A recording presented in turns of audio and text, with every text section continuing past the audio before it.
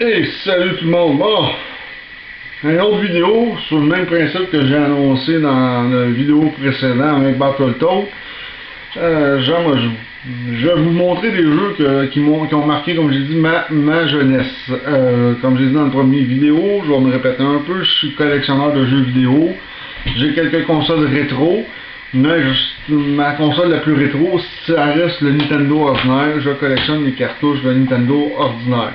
Et je joue encore avec, même aujourd'hui, même en émulation, même si on sait que l'émulation est illégale, mais tout le monde a des émulateurs de console dans leur ordinateur.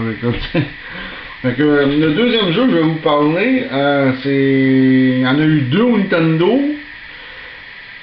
Ils ont refait sur Super Nintendo. Je pense que sur Super Nintendo, il y en avait trois.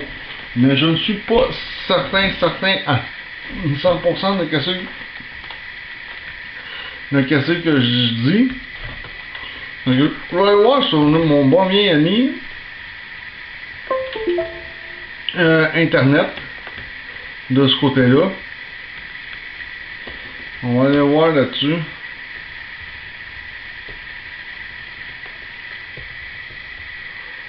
La série de jeux vidéo, on va aller voir c'est combien qu'il y en a eu. Bon, ok, ils disent pas vraiment.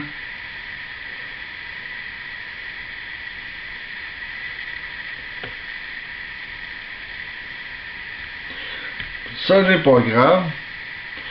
Le deuxième jeu que je vais vous parler. Bon, ma caméra a peut-être de la misère à focuser, il va falloir que j'upgrade aussi ma caméra un de ces jours. C'est Adventure of Island. Il y en a eu, je pense, 12 sur Nintendo si je me rappelle bien. Puis ils ont refait aussi sur Super Nintendo qui s'appelait Super Adventure of Island. Mais je pense qu'au Super Nintendo on en a eu 3. Il y en a eu au Game Boy Advance apparemment et ainsi de suite.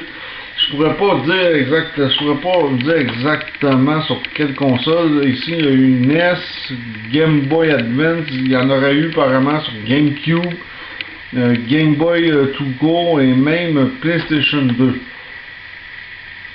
PlayStation 2, je serais curieux de savoir ce qu'il y a l'air le jeu. Je pense que je vais essayer de me trouver une copie. Mais comme j'ai dit, c'est un jeu que j'ai beaucoup aussi joué dans le temps aux jeux vidéo, évidemment. Fait que comme j'ai dit, je vais utiliser ma rétro-bit pour vous le montrer. La cassette, ça fait pas longtemps que je l'ai acquérie. Je l'ai acheté à une boutique. On a deux boutiques dans le coin. Je peux faire une publicité. Malgré qu'il y a une des deux boutiques, je suis pas fan du propriétaire.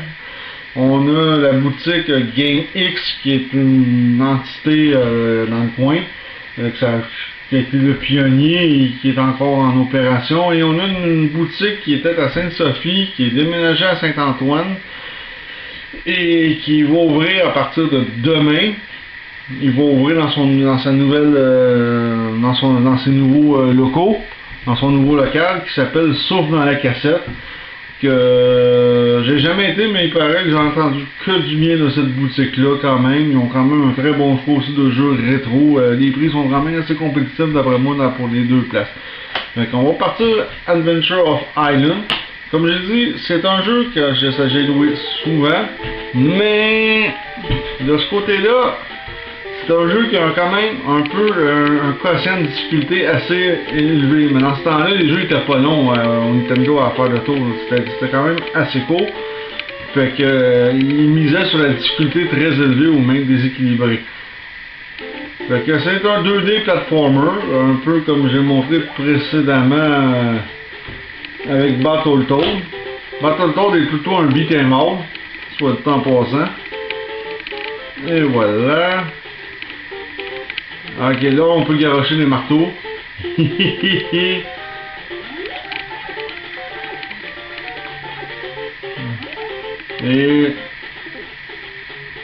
et on peut trébucher sur les cailloux. Et si on saute directement sur le caillou, on meurt. Ouais. C'était ça, les jouets de ce jeu-là. On va reprendre les marteaux. On va tuer le premier escargot. Le deuxième.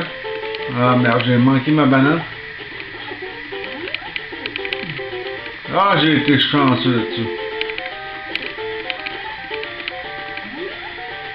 Ouais, parce qu'il faut pas que je tombe on voit des barres rouges, faut pas que je tombe à 0. De ce côté-là, parce que... Il me semble que non, en tout cas. Oh oui.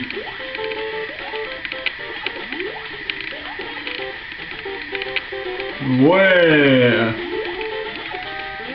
Non, j'ai perdu mon skateboard. Je suis rendu à la troisième partie du niveau, je pense. Ah! Si bon. Vraiment pas de chance. J'ai trébuché sur le caillou. J'ai ricoché sur l'autre bout. Sur l'autre caillou pour bien faire. On rattrape les marteaux. Ah, ok, ça me dit que...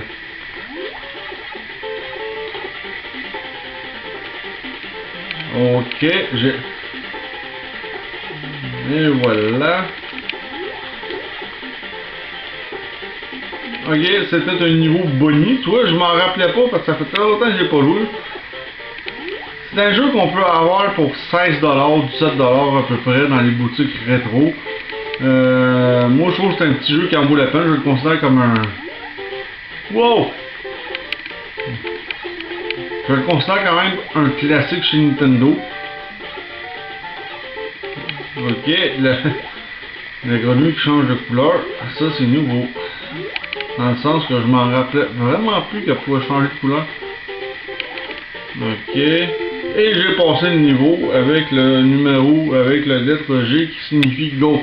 C'est ça, les vies en haut, si tu tombes, je pense, à 0 des côtés bas, je pense que, si je me rappelle bien, tu meurs. Donc tu as quand même un certain temps limité pour faire le tableau quand même. Avec un certain nombre de vies, je suis déjà à 0, comme vous pouvez le constater. Merde. Bon. Ok. Là, c'est un tableau comme un peu aquatique, si on pourrait dire ça, avec des pieuvres qui... Avec des pieuvres qui sortent de l'ordinaire. J'ai jamais vu une pieuvre jumper hors de l'eau. Bon, ok. Rendu à 2. Pas si pire. Wow! Oh oh! Et boy!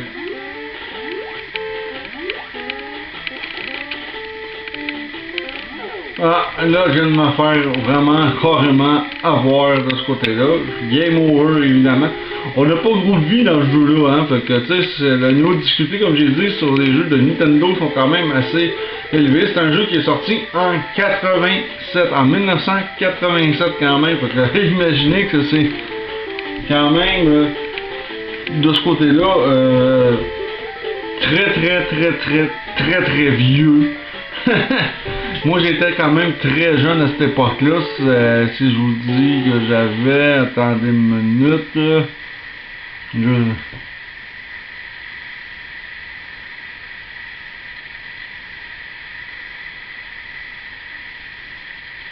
J'avais 5 ans quand ce jeu-là est sorti.